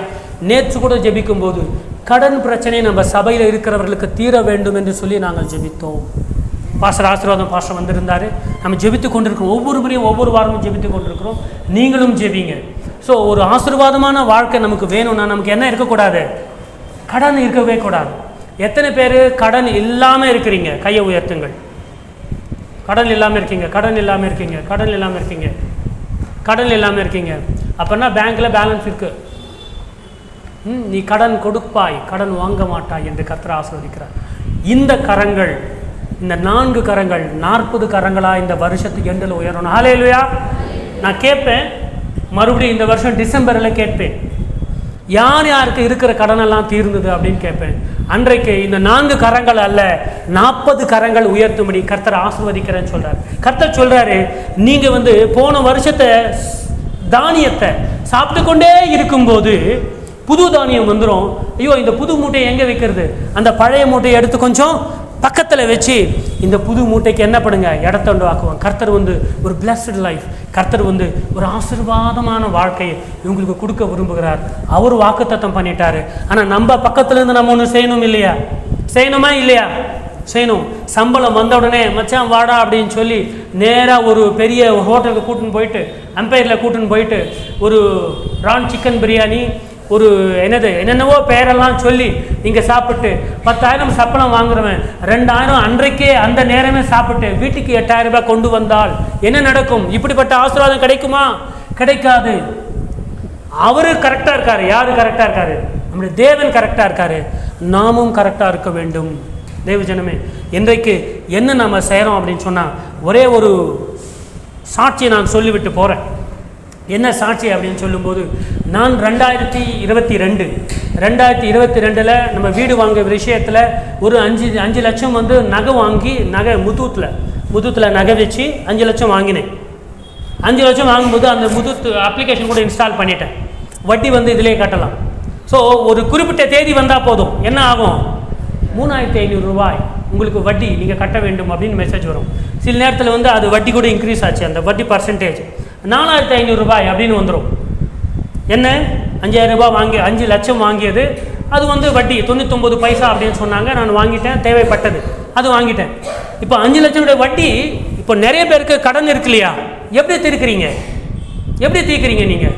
யாராவது திடீர்னு ஒரு 20,000 கொடுத்தா அசல் கொடுத்துருவேனே, யாராவது திடீர்னு 1 லட்சம் கொடுத்தா அசல் கொடுத்துருவேனே, அப்படி தான் நினைக்கிறீங்க நீங்கள். அப்படிலாம் நினச்சிங்கன்னா உங்களால் உங்களை நம்பி யார் 20,000 கொடுக்குறா? நம்ம நம்பி யார் 1 லட்ச ரூபா கொடுக்குறா? சில நேரத்தில் நான் வந்து ரோட்டில் படுக்கும்போது இந்த சிகரெட் பேக்கெட்டெல்லாம் இருக்கு இல்லையா, இல்லை நார்மல் நியூஸ் பேப்பர் இல்லையா, அது 500 ரூபாய் நோட்டு மாதிரி மடித்து வச்சு கீழே விழுந்த மாதிரி தோணும். ராத்திரியில் நடந்து போயிட்டே இருப்பேன், அது ரூபாவா இல்லை பேப்பரா, எடுக்கலாமா வேண்டாமா, அப்படியே கிட்ட போய் மறைச்சு பார்த்தா அது வேற ஒரு பேப்பராக இருக்கும். உண்மையை சொல்லுகிறேன், நான் பணம் யாருக்கு தான் தேவையில்லை, யாருமே உங்கள் கதவை. சிஸ்டர் லலிதம்மா, எஸ் யாரா அது? ஓ நீங்களா பாஸ்டரான்னு சொல்லுங்க பாஸ்டர், என்னங்க 50,000 ரூபாய் வச்சுங்க. யாரும் கொடுக்க மாட்டாங்க. எப்படி நான் 5 லட்சத்தை தீர்ப்பேன் சொல்லுங்க? ஒவ்வொரு முறையும் நான் வந்து முதல்ல பிளான் போட்டேன், ஒரு 50,000 ஒவ்வொரு முறையும் நம்ம சேமித்து ஒரு மாதத்துக்கு 10,000 ரூபாய் என்னால் சேமிக்க முடியும். இஎம்ஐ வேறு 90,000 போகுது இல்லையா, அந்த 90,000 SMS போகுதுன்னு ஒரு மெசேஜ் வந்தாலே போதும், மனசில் வந்து பக்குன்னு இருக்கும். 1,20,000 ரூபாய் அப்படி இருக்கும் அக்கௌண்ட்டில். திடீர்னு 10ஆம் தேதி வந்த உடனே வீட்டுடைய அந்த இஎம்ஐ வந்து 90,000 மைனஸ் ஆகிட்டு, உடனே ஒரு எஸ்எஃப் வந்து த அவைலபிள் பேலன்ஸ் இஸ் 20,055 ருபீஸ் அப்படின்னு இருக்கும் பாருங்கள். அப்படியே பக்குன்னு அப்படியே இருக்கிற சந்தோஷமெல்லாம் போயிடும். மீதி அந்த 15,000 வச்சுக்கிட்டு இந்த மாதமெல்லாம் நம்ம கிடக்கணும். எப்படி இந்த 5 லட்சம் நான் கட்டுவேன்? நான் முடிவு பண்ணேன் என்ன பண்ணுவோம் அப்படின்னு சொன்னால், அந்த வட்டி கட்டுற நேரத்தில் ஆன்லைன்லேயே கட்டுவேன். நான் இதுலேயே சொல்லுகிறேன் கேளுங்கள். பெரிய ஒரு பாரத்தை எப்படி நாம் குறைத்து கொள்வது என்பதை சொல்லி கொண்டிருக்கிறேன் உங்களுக்கு. பணக்காரர்கள் இருந்தீங்கன்னா கர்த்தர் உங்களை ஆசீர்வதித்திருக்கிறார். நீங்கள் கடன் வாங்க மாட்டீர்கள், கடன் கொடுப்பீர்கள். கர்த்தர் உங்களை ஆசீர்வதித்தார், அவருக்கு நன்றி செலுத்துங்க. மிடில் கிளாஸ் பீப்புளை குறித்து பேசுகிறேன். என்ன பண்ணுவேன் அப்படின்னு சொன்னால், திடீரென்று அந்த 4,500 ரூபாய் வட்டி கட்டணும் இல்லையா, என்கிட்ட அன்றைக்கி வந்து 9,000 ரூபாய் கையில் இருக்கும். 9,000 ரூபாய் கட்டிடுவேன். ஸோ 4,500 ரூபாய் வட்டி போகும், இன்னொரு 4,500 ரூபாய் அசல் போகும். அடுத்த மாதம் இன்னொரு முறை கையில் 7,000 தான் இருக்கும், அந்த 7,000 கூட கட்டுவேன். அப்போது 4,500 ரூபாய் வட்டி போகும், 2,000 இல்லை 3,000 என்ன ஆகும், அசல் போகும். இப்படி 22, 23, 24 கொஞ்சம் கொஞ்சமாக அசலே கட்டி கட்டி கட்டி வந்து இந்த மாதத்தில், இந்த மாதம் கடைசியில் எங்கள் அம்மாவுடைய அந்த நெக்லஸும் என் மனைவியுடைய நெக்லஸும் மூட்டுகிற அளவுக்கு கர்த்தர் வந்து அசலையெல்லாம் கட்டிட்டார். ஹல்லேலூயா. கட்டுந்து யாரு? கட்டுந்து நான். ஆனால் எப்படி கட்டினேன்? திடீர்னு 50,000 கட்ட முடியல. ஏன் உங்களுக்கு இதுக்காக இவ்வளோ நேரம் எடுத்துக்கிறேன்னா, நம்மலாம் சேம் போட்டில் தான், ஒரே குட்டையில் ஊறிய மட்டையில் சேம் போட்டில் போயிட்டு இருக்கோம். நம்ம நீங்களும் சரி நானும் சரி பெரும்பான்மையாக ஒரே போட்டில் தான் ஓட்டி கொண்டு இருக்கிறோம். சில பேர் வந்து டிக்கெட் ஒன்று வாங்கி போகிறீங்க, சில பேர் அவுட்டில் போகிறீங்க, டிக்கெட் இல்லாமல் போய் கொண்டிருக்கோம். அவ்வளோதான். என்ன ஆச்சு? 10,000, 8,000, 9,000, 12,000 இப்படி கொஞ்சமாக கட்ட அசல் எப்படி கட்டாச்சோ தெரியல. திடீரென்று ஒரு 6 மாதத்துக்கு முன்பாக, சார் உங்களுடைய 3,50,000 ரூபாய் அதில் மைனஸ் ஆச்சு, நாங்கள் நகை வைக்கும்போது அது 159 கிராமோ ஏதோ வச்சுருந்தோம் இல்லையா, அதில் நாங்கள் நிறைய நகை வச்சுக்கிட்டு கம்மியாக அமௌண்ட் வந்துச்சு இல்லையா, நீங்கள் அந்த 3 லட்சத்துக்கு தேவையான நகையை வாங்கிட்டு போயிடுங்கன்னு மெசேஜ் வந்தது. மறுபடியும் ஒரு சனிக்கிழமை நான் என் மனைவி போயிட்டு அந்த முத்தூத் ஆஃபீஸில் அந்த 3 லட்சத்துக்கு தேவையான அசலுக்கு தேவையான நகையை கொண்டு வந்துட்டோம். இன்னும் ஒரு 1.5 லட்சம் சம்மந்தப்பட்ட நகை இருக்குது. ஸோ இந்த மாதம் அந்த இன்னும் ஒரு 10,500 ரூபாய் இருக்குது. யாராவது கொடுத்தீங்கன்னா நல்லாயிருக்கும். 10,500 ரூபாய் இருக்குது. உண்மையை நான் ஐம்பூதத்தில் காட்டுறேன். 10,500 ரூபாய் கட்டிட்டு கர்த்தருடைய கிருபையினால நான் அந்த நகையை முட்டிக்கொள்வேன். ஹல்லேலூயா. How it happens? யாராவது 50,000 கொடுத்தா கட்டலாமே.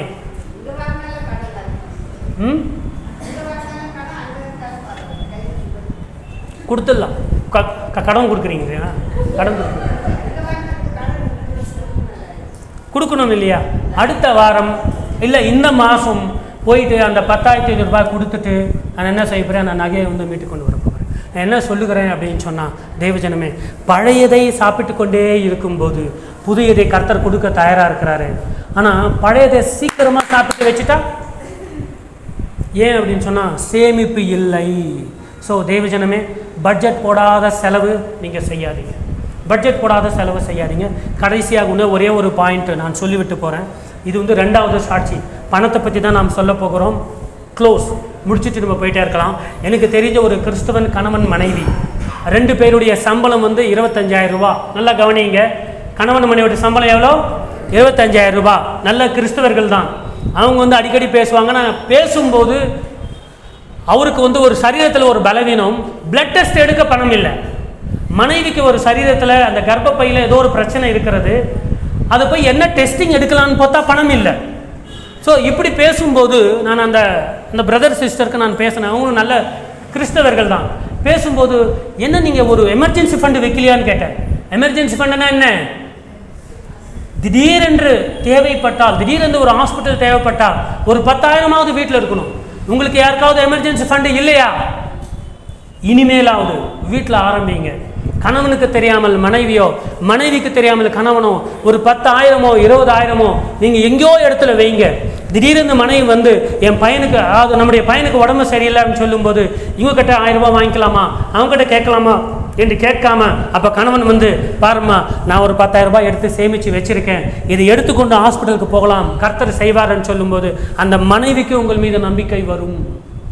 அதே மாதிரி மனைவி என்ன பண்ணணும், நான் இந்த டப்பால அந்த டப்பால 100 200 100 200 சேர்த்து ஒரு 1000 ரூபாய் வச்சிருக்கிறேன் அப்படின்னு சொல்லும்போது எமர்ஜென்சி ஃபண்டு ஒவ்வொருவருக்கும் இருக்கணும். இந்த பிள்ளைகள், இந்த 2 கிறிஸ்தவர்கள் இந்த சாட்சி சொல்லிட்டு முடிச்சுட்டு போகிறேன் ஏன்றது உங்களுக்கு புரியும். என்னாச்சு அப்படின்னு சொன்னால், அவருக்கு மெடிசன் வாங்குவதற்கும் டெஸ்ட் பண்ணுறதுக்கும் இல்லை. அப்புறம் ஒரு கொஞ்சம் பணம் நான் கொடுத்து நீங்கள் போய் டெஸ்ட் பண்ணிக்கங்கன்னு சொன்னேன். 2வது முறை வீட்டுக்கு வரும்போது நான் உங்களுக்கு சொன்னேன், என்னவென்று, எவ்வளோ சம்பளம் உங்களுக்கு? எனக்கு 8,000 பிரதர். அந்த மனைவி சொன்னாங்க, அந்த சகோதரி சொன்னாங்க, இவர் ஒரு 17,000 சொன்னார். 2மே சேர்த்தா ஒரு 25,000 ஆகுது. 2மே தான் இருக்கிறீங்க, பிள்ளைகள் எதுவுமே இல்லை, நீங்கள் சொந்த வீட்டில் வேறு இருக்கிறீங்க. ஏன் வந்து மெடிசனுக்கு போகிறதுக்கு கூட உங்கள் இடத்துல பணம் இல்லை என்று நான் கேட்கும்போது, இல்லை பிரதர் செலவாயிடுது அப்படின்னு. நான் அவங்களுக்கு சொன்னேன், இனிமேல் நீங்கள் பட்ஜெட் போடுங்க, பட்ஜெட் போட்டு என்னென்ன செலவு பண்ணுறீங்களோ எனக்கு வந்து அடுத்த மாதம் வந்து காட்டுங்க அப்படின்னு சொன்னேன்.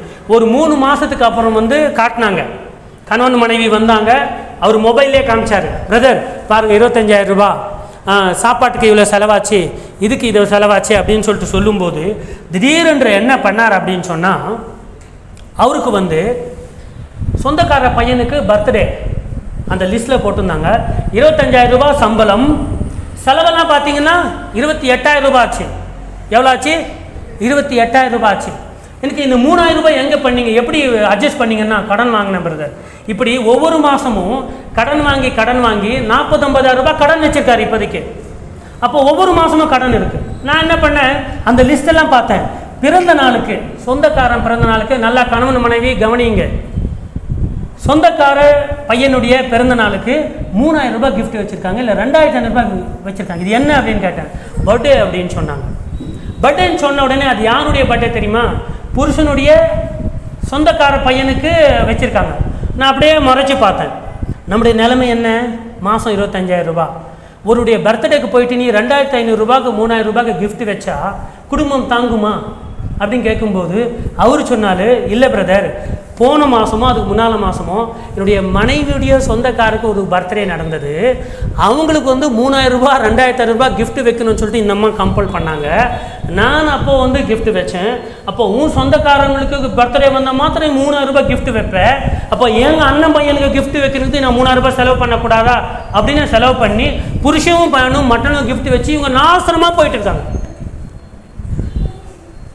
ரியாலிட்டி சாட்சி, உண்மையான சாட்சி. எங்கள் ஃப்ரெண்டு நான் சொன்னேன், என்ன இது 500 ரூபாய்க்கு கிஃப்ட் வை, ஒரு 500 ரூபாய் நோட்டு ஒரு கவரில் போட்டு அந்த தம்பிக்கு வந்து ஹாப்பி பர்த்டே அப்படின்னு சொல்லிட்டு போட்டு, நீ ஏன் 2,500 ரூபாய்? நான் வந்து கிஃப்ட் வைக்கக்கூடாதுன்னு சொல்லலை. உங்களுக்கு கர்த்தர் அபரிதமாக கொடுத்துருந்தால் நீங்கள் நிறைய கிஃப்ட் வைக்கலாம், தப்பு இல்லை. ஆனால் உங்களுக்கு இல்லாத போது பண்ணக்கூடாது. புரியுதா? நீங்கள் நினைக்கிறீங்க எங்கள் வீட்டில் நடக்கிறதெல்லாம் பிரதர் சொல்கிறாரு பார்த்துருப்பாரோ. உங்கள் வீட்டில் எங்கேயும் சிசிடிவி இல்லை, எனக்கு கனெக்ஷனும் கிடையாது. ஆனால் எனக்கு தெரிஞ்சது சொல்கிறேன், அது செட் ஆகும் உங்களுக்கு. என்னாச்சு, இது பாருப்பா, இது வந்து தேவையில்லாத காஸ்ட்டு, இனிமேல் நீங்கள் குறைக்க பாருங்கள் அப்படின்னு சொல்லிட்டேன். ரெண்டாவது இன்னொரு ஒரு செலவு என்ன அப்படின்னு சொன்னால், சபைக்கு தசமபாகம் போட்டுட்டார். அதில் இருக்குது சபைக்கு தசமபாகம் 2500 ரூபா, அப்புறம் ப்ரொவிஷனு இவ்வளோ, இந்த பிறந்த நாள் 2000 போட்டுட்டு ஊழிய பேரை கூட சொல்லிட்டேன். மோகன் சி லாசரஸ் ஜீசஸ் ரெடீம்ஸ் 3000 ரூபான்னு போட்டிருந்தார். சொன்னேன் சபைக்கு தசமபாகம் கொடுத்துட்ட. இந்த மோகன் சி லாசரஸ் நம்முடைய ஊழியக்காரர், நம்ம நேசிக்கிறவர் தான், கிறிஸ்தவர்கள் தான், இவாஞ்சலிஸ்ட் தான். அந்த 3000 ரூபாய் எங்கேருந்து எடுத்தேன்னா கடன் வாங்கி கொடுத்தேன். எனக்கு எரியுமா எரியாதா? எரியும், எரியும். நான் சொன்னேன் கடன் வாங்கி, எல்லாரும் தேவ ஜனமே கடன் வாங்கி கர்த்தருக்கு கொடுக்காதீங்க. தசமபாகம் என்ன சொல்லுங்க, உங்களுக்கு வரும் வருமானத்திலே 10ல் 1 பாகம். உங்களுக்கு கர்த்தர் அபரிதமாக ஆசீர்வதித்திருந்தால் 20ல் 1 பாகம் கொடுங்க, 30ல் 1 பாகம் கொடுங்க, லட்சக்கணக்கில் கொடுங்க. எப்படி? அது உங்க டெபிட் அக்கௌண்ட்ல இருக்கணும், கிரெடிட் கார்டுல இருந்து கர்த்தருக்கு கொடுக்க கூடாது. புரியுதா? கடன் வாங்கி கர்த்தர் கொடுக்காதீங்க, கர்த்தர் விரும்ப மாட்டார். கர்த்தர் என்ன சொல்றாரு, உனக்கு நான் ஆசீர்வதிக்கிறேன் இல்லையா, அந்த ஆசீர்வாதத்துல 1 பாகத்தை கொடு என்று கர்த்தர் சொல்லுகிறார். ஸோ அவருக்கு சொன்னேன், இதை கட் பண்ணு, முதல்ல 2 விஷயத்தை கட் பண்ணு. எது கட் பண்ணணும்? சபைக்கு கொடுக்குறல்ல சம்பளத்தில், அது கண்டினியூ பண்ணணும். தேவையில்லாத செலவுகளை கட் பண்ணு, ப்ளஸ் அந்த பிறந்த நாளுக்கு கொடுக்கறது எல்லாமே. 3வது, கடன் வாங்கி கர்த்தர் கொடுக்காத, கர்த்தர் உன்னை ஆசீர்வதிக்கட்டும். இப்போ இன்னைக்கு வசனம் பார்த்தோம் இல்லையா, எப்படிப்பட்ட வசனம் அது? நம்ம பழைய சாப்பிடும் போதே புது சம்பளம் வந்து கொண்டே இருக்கணும். அது மைனஸ்ல அக்கௌண்ட் போகவே கூடாது, ஜீரோவில் போகவே கூடாது. கர்த்தர் ஆசீர்வதித்து கொண்டே இருப்பார். ஸோ என்ன நான் சொல்லுகிறேன் அப்படின்னு சொன்னா, நீங்க வந்து இல்லோ அவர் ஊழியக்காரர், அவர் நேசிக்க எல்லாமே சரிதான். ஊழியரை நேசிங்க, இயேசுவை நேசிங்க, நேசரை பண்ணுங்க எல்லாமே. ஆனால் கடன் வாங்கி கர்த்தருக்கு கொடுக்காதீங்க. யாராவது வேற சபைக்கு போகிறவஇருந்தாலும் உன்னுடைய கம்மலை கழைத்து காணிக்கையில போடு, உன்னுடைய செயினை கழைத்து காணிக்கையில போடுன்னு யாராவது பாஸ்டர் சொன்னாங்கன்னா, பாஸ்டர் முதல்ல உன் மனைவி கழுத்தில் இருக்கிற செயின் எடுத்து நீ காணிக்கையில போடு, உன் பிள்ளைகள் கழுத்தில் இருக்கிற கம்மலை போடு, உன் வீட்டை விட்டு முதல்ல காணிக்கையில போடு. விசுவாசிக்கு சொல்லாதே. ஆனால் ஒரு ஊழியத்துக்கு தேவை என்று சொல்லும் போது அதை டிக்ளேர் பண்ண சபையில் பாருப்பா, ஒரு ஊழியம் செய்யணும். இப்போ நம்ம என்ன இருக்கோம், ஒரு 100 பேர் இருக்கிறோம். கர்த்தருடைய கிருபையினால 200 பேர் ஆயிட்டாங்க வச்சுங்க. என்ன பண்றது? நம்ம என்ன பண்ணணும்? இதை இடிச்சு வேற மாதிரி கட்டணும். அதுக்கு இது தேவை இருக்கு, எங்களுக்கு இன்னொரு 10 லட்சம் தேவை இருக்குன்னு சொல்லிட்டு தேவையை சொல்லுங்க. சொல்லும் போது கர்த்தர் யார் யாருக்கெல்லாம் ஆசீர்வதித்திருக்கிறாரோ அவங்கெல்லாம் என்ன பண்ணுவாங்க? அபரிதமாக கொடுப்பார்கள். அந்த நேரத்தில் அவங்க மனசுல தோன்றி கையில் இருக்கிற ஒரு மோதத்தை அவங்க விருப்பமாக போட்டாங்கன்னா ஓகே. ஆனால் கம்பல் பண்ணி போட வைக்காதீங்க. யாராவது கம்பல் பண்ணாலும் போடாதீங்க. ஸோ அந்த பிரதருக்கு நான் சொன்னேன். ஸோ அதன் பிறகு அவங்க என்ன பண்ணாங்க அப்படின்னு சொன்னால், அதை வந்து அவர்கள் மாற்றிக்கொண்டார்கள். அருமையான தேவஜனமே, என்ன புதிய காரியத்தை கர்த்தர் செய்வார்? நாங்கள் 3வது பாயிண்ட் ஒன்று சொல்ல வேண்டியது இருக்கிறது, வேண்டாம், நம்ம இதோடு முடிக்கிறோம். கர்த்தர் என்ன பண்ணுறாரு? புதிய காரியத்தை செய்கிறேன்னு சொல்கிறார். வெளிப்படுத்தின விசேஷத்தில் தேவன் பேசி 1வது வார்த்தை என்ன? 20 அதிகாரம் வரைக்கும் அவர் பேசவே இல்லை. அவர் சொல்றார், behold, I make everything new. இதோ நான் எல்லாவற்றையும் புதிதாக்குகிறேன். கர்த்தர் 2 காரியத்தை உங்களுக்கு செய்வதாக நான் இன்றைக்கு நம்ம தியானித்திருக்கிறோம். 1, உங்களுக்கு மன வலிமை தேவை. 2வது, உங்களுக்கு சேமிப்பு தேவை. ஒரு 20% ஒவ்வொரு மாதம் வாலிய பிள்ளைகளுக்கு சொல்லுகிறேன், கொஞ்சம் சேமிச்சு வைங்க. நீங்க சேமிப்பு பழக்கம் இருக்கட்டும். அதாவது கடன் வாங்கி கர்த்தர் கொடுத்துட்டா, நாளைக்கு கடன்காரன் வீட்டில் வந்து பச்சையாக திட்டும்போது, கேவலமாக பேசும்போது நமக்கு எப்படி இருக்கு? துக்கமாக இருக்கா இல்லையா? மறுபடியும் அதே கர்த்தரிடத்தில் போயிட்டு, ஆண்டவரே கடன்காரட்டினா கட்ட சொல்லு. உன்னை யாரா எனக்கு கொடுக்க சொன்னது? உன்னை யார் கடன் வாங்கி கொடுக்க சொன்னது? உன்னுடைய ஆசீர்வாதத்தில் ஒரு பாகத்தை கொடு, ஆனால் கடன் வாங்கி கொடுக்காதீங்க என்று சொல்லி கர்த்தர் வந்து சொல்லுவார். ஆகையினால எழுந்து நிற்கலாம், நம்ம முடிச்சிடலாம். 3வது பாயிண்ட் வேண்டாம். புது வருஷம் ஆரம்பிச்சது. ஏன் பிரதர் பணத்துக்காக இவ்வளோ பாதி விஷயம் பணத்துக்காகவே சொன்னேன் அப்படின்னா, நம்ம சபையில் more than 50% people are middle class people. ஒவ்வொருத்தருக்கும் ஒரு கடன் இருக்குது, ஒவ்வொருத்தருக்கும் ஒரு இஎம்ஐ இருக்குது. இதில் வேறு இஎம்ஐனா பரவாயில்ல, அது ஒரு நார்மல் வட்டி இருக்கும். நீங்கள் 3 ரூபா வட்டியிலையும் 5 ரூபா வட்டியிலையும் தேவையில்லாமல் செலவுகள் வாங்கி தேவையில்லாமல் பணத்தை வாங்கி, இதில் வேற மற்றவர்கள் வேத வசனம் சொல்லுகிறது, உன்னுடைய நண்பனுக்கு பணம் கொடுக்குறேன்னு சொல்லி நீ கையடித்து கொடுப்பாயானால் நீ வறுமையாவாய். யாருக்கு ஜாமீன் பண்ணும்போது பார்த்து ஜாமீன் கொடுங்க, கையெழுத்து போடும்போது பார்த்து கையெழுத்து கொடுங்க. ஏனென்று சொன்னால் கர்த்தர் நமக்கு கொடுத்திருக்கிற சம்பளம், உங்களுக்கு கொடுத்திருக்கிற உழைப்பு, வேலையெல்லாம் அது மூலம் வருகிற பணம் இருக்கு இல்லையா, அது உங்களுக்கு சொந்தம், உங்கள் பிள்ளைகளுக்கு சொந்தம், உங்கள் ஆசீர்வாதத்திற்கு சொந்தம். அதில் ஒரு பாகத்தை கர்த்தருக்கு கொடுங்க. அபரிதமாக இருந்துச்சுன்னா மோகன் சி லாசருக்கு அனுப்புங்க. இன்னும் யார் யாருக்கு வேணுமோ ஊழியத்தை தாங்குங்கள், ஊழியத்தெல்லாம் தாங்க. மற்ற ஊழியத்தை நான் சொல்கிறேன், வெறும் கார்னர்ஸ்டோன் மினிஸ்ட்ரி சொல்லலை. யார் ஏழையாக இருக்கிறாங்களோ அந்த பாஸ்டர்களுக்கு அந்த ஊழியத்தை நீங்கள் தாங்க. அதை தாங்கும்போது உங்களுக்கு இருக்கிற பணத்திலிருந்து தாங்குங்க, கடன் வாங்கி தாங்காதீங்க. கர்த்தரை அதை விரும்புகிறதில்லை. தெய்வ ஜனமே, நம் கண்களை மூடுவோம். கர்த்தர் உங்களை ஆசீர்வதிக்க விரும்புகிறார். கர்த்தர் நம்மோடு என்று தெளிவாக பேசியிருக்கிறார். 2 காரியம்தான். ஒன்று, நமக்கு மன வலிமை கொடுக்க கர்த்தர் விரும்புகிறார். கர்த்தர் என்ன பண்ணுறாரு, ஒரு கூர்மையான இயந்திரமாக மாக்கி இருக்கிறேன்னு சொல்கிறாரு. சோர்ந்து போகாதீங்க, உற்சாகமாக இருங்க. கர்த்தர் இந்த வருடம் உங்கள் வாழ்க்கையில், உங்கள் குடும்பத்தில், உங்கள் பிள்ளைகள் வாழ்க்கையில் ஒரு புதிய காரியத்தை செய்ய விரும்புகிறார். அது இப்பொழுதே தோன்றும் என்று சொல்லுகிறார். இதை நீங்கள் அறியீர்களா என்று கேள்வி கேட்கிறார். அதன்படி கர்த்தர் ஆசீர்வதிப்பார். லேவியாராகமத்தில் நான் வாசித்ததின்படி கர்த்தர் பழையதை சாப்பிட்டு கொண்டே இருக்கும்போது புதிய ஆசீர்வாதத்தை, புதிய சம்பளத்தை, புதிய வருமானத்தை, புதிய அறுவடையை கர்த்தர் உங்கள் வீட்டுக்கு கொடுப்பார். இந்த வருடம் ஒரு செழிப்பான வருடமாக மாற கர்த்தர் உதவி செய்கிறார். நீங்களும் சேமிச்சு வைங்க, சேமியுங்க. தேவையில்லாத செலவுகளை செய்யாதீங்க. அப்படி சேமிக்கிற பணத்தை வைத்துக்கொண்டு நீங்கள் கர்த்தருக்கு ஊழியம் பிறகு செய்யலாம். ஒப்புக்கொடுங்க, ஒரு தீர்மானத்தை எடுங்க. இந்த வருஷம் நான் தேவையில்லாத செலவு செய்ய போகிறதில்ல. இந்த வருடம் நான் தேவையில்லாத 30,000 40,000 மொபைல் ஃபோன் வாங்க போவதில்லை. இந்த வருடம் 10,000 20,000 எனக்கு பணம் இல்லாத போது நான் பட்டு சேலை வாங்க போவதில்லை. நான் வீட்டுக்கு தேவையான அவசியமான பொருட்களை மாத்திரமே வாங்குவேன். ஆடம்பர பொருட்களை வாங்க மாட்டேன்னு முடிவு பண்ணுங்க. ஒரு நாள் வரும், கர்த்தர் உங்கள் களஞ்சியங்களை நிரப்புவார். உங்கள் வீட்டை ஆசீர்வாதத்தால் நிரப்புவார். அன்றைக்கு தாராளமாக உழைத்து கொடுங்க. அன்றைக்கு தாராளமாக உங்களுடைய நண்பர்களுக்கு கொடுங்க, சொந்தக்காரங்களுக்கு கொடுங்க. நீங்களும் பெரிய பெரிய அந்த ஆடம்பரமான பொருட்களை அன்றைக்கு வாங்கி நீங்கள் சந்தோஷமாக இருங்க. ஆனால் அது வரைக்கும் சேமிக்கிற பழக்கத்தை நீங்கள் உருவாக்கி கொள்ளுங்க. கர்த்தர் ஆசீர்வதிப்பாராக. இந்த தீர்மானத்தை நீங்கள் எடுங்க. இன்றைக்கு ஒரு தீர்மானத்தோடு வீட்டுக்கு போங்க, மன வலிமையோடு வீட்டுக்கு போங்க. கர்த்தாவே, இந்த நல்ல நேரத்துக்காக நன்றி. நீர் பேசிய வார்த்தைகளுக்காக நன்றி. எங்களுக்கு மன வலிமையை தாங்க. கார்னர்ஸ்டோன் பிரேயர் ஹவுஸில் இருக்கிற ஒவ்வொரு பிள்ளைகளுக்கும் நீங்கள் மன வலிமையை கொடுக்கும்படியாக, தைரியத்தை கொடுக்கும்படியாக, சூழ்நிலைகளை சந்திக்கிற தேவனை மனதைரியத்தை கொடுக்கும்படியாக, காண்டாமிருகத்தை போல ஒரு வலிமையை கொடுக்கும்படியாக நாங்கள் ஜெபிக்கிறோம். அதே போல் ஆண்டவரே, எங்கள் சபை விசுவாசிகள் யார் யாரெல்லாம் ஆண்டவரை கடன் பிரச்சனையில் வாங்கி கொண்டு துக்கமுகமாக இருக்கிறார்களோ ஒவ்வொருவரையும் கண்ணோக்கி பார்த்து, தேவனே, இந்த வருடம் டிசம்பர் வரைக்கும் அல்ல ஆண்டவரே, ஜூனுக்குள்ளாகிய பாதி வருடம் தாண்டும் போதே அவர்கள் அந்த கடலை தாண்டி விடட்டும், அந்த கடனை தாண்டி விடட்டும், அந்த தேவனே துக்கங்களை தாண்டி விடட்டும். ஒவ்வொருவர்களையும் ஆசீர்வதிங்க. திருமணத்திற்காக காத்திருக்கிற பிள்ளைகளுக்கு திருமண பாக்கியத்தை சீக்கிரமாக கொடுத்து நல்ல வாழ்க்கையில் செட்டில் பண்ணும்படி நீ சொல்லியிருக்கிறீரே, இதோ நான் புதிய காரியத்தை செய்கிறேன். நீ புதிய காரியத்தை செய்யுங்க. ஒவ்வொரு வாலிப பிள்ளையையும் ஆசீர்வதிங்க. தேவனே, சரீர பலவீனத்தோடு இருக்கிற பிள்ளைகள், பெரியவர்கள் என்று ஒவ்வொருவருக்காகவும் ஜெபிக்கிறேன். ஒவ்வொருவரையும் ஆசீர்வதிங்க. இந்த வருடம் அடுத்த முறை இந்த டிசம்பர் மாதத்தில், வருகிற டிசம்பர் மாதத்தில் கடன் யார் யார் இருக்கிறது என்று கேள்வி கேட்கும்போது மோர் தென் 50%, பாதி ஜனங்களுக்கு மேலாக எங்களுக்கு கடன் இல்லை, கர்த்தர் எங்களை ஆசீர்வதித்திருக்கிறார் என்று சொல்லி உமக்கு மகிமைப்படும்படி அவர்கள் சாட்சி சொல்ல நீங்கள் உதவி செய்யுங்க. பிள்ளைகளுடைய படிப்புக்காகவும் ஜெபிக்கிறோம், பெரியவருடைய ஆரோக்கியத்திற்காக ஜெபிக்கிறோம்.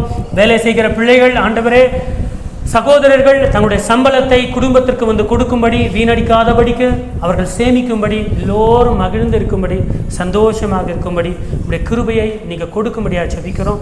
இந்த ஆராதனை ஆரம்பத்திலிருந்து முடிவு வரைக்கும் நீ காத்த கிருபைக்காக நமக்கு நன்றி நன்றி நன்றி, கோடி கோடி நன்றி செலுத்துகிறோம். எங்கள் குறைகள் குற்றங்களை மன்னிங்க. தேவனே, கர்த்தாவினுடைய கரத்திலே ஒப்புக் கொடுக்கிறோம். இயேசு கிறிஸ்து நாமத்தில் ஜெபிக்கிறோம் நல்ல பிதாவே, ஆமென் ஆமென். என் ஆத்துமாவே கர்த்தரை ஸ்தோத்திரி, நாமத்தை ஸ்தோத்திரி. என் ஆத்துமாவே கர்த்தரை ஸ்தோத்திரி, கர்த்தர் செஞ்ச சகல உபகாரங்களும் மறவாதே. ஆமென் ஆமென்.